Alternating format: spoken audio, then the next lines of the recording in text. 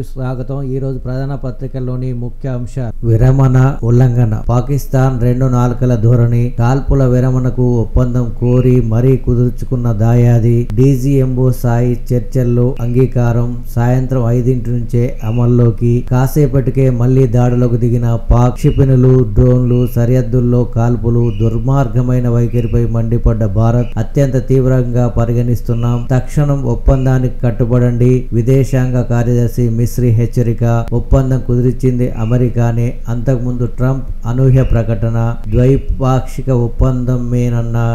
మూడవ రోజు దాడులు, ప్రతీకార దాడులు, వేకువజాము నుంచే పాక్ దాడులు, మోగిన సైరన్లు, భారత్ ప్రతీకార దాడులు, పాక్లో 6 ఎయిర్ బేస్లపై అటాక్, లాహోర్, ఇస్లామాబాద్ లోను పేలుళ్లు, ఎల్ఓసిలో ఉగ్రవాదుల లాంచ్ పాడ్ల నేల, జనగణన చారిత్రాత్మక అవసరం, కులగణనతోనే అభివృద్ధి, తూతూ మంత్రంగా కాకుండా శాస్త్రీయంగా జరపాలి, రాజ్యసభ సభ్యులు, BJP OBC cell convenor doctor K Laxman, NDA ప్రభుత్వం జనగణనలో కులగణన చేపట్టి బీసీలకు న్యాయం చేస్తుంది, యూపీ బీసీ సంక్షేమ శాఖ సహాయ మంత్రి కశ్యప్, సామాజిక అధికారంతోనే బీసీలకు అధికారం సాధ్యం, సీనియర్ ఐఏఎస్ పరికిపండ్ల నరహరి, బీసీలకు న్యాయం కోసమే కేంద్రం జనగణనలో కులగణన చేస్తుంది, బీసీ సాధికారత సంస్థ డైరెక్టర్ వీరేందర్ గౌడ్.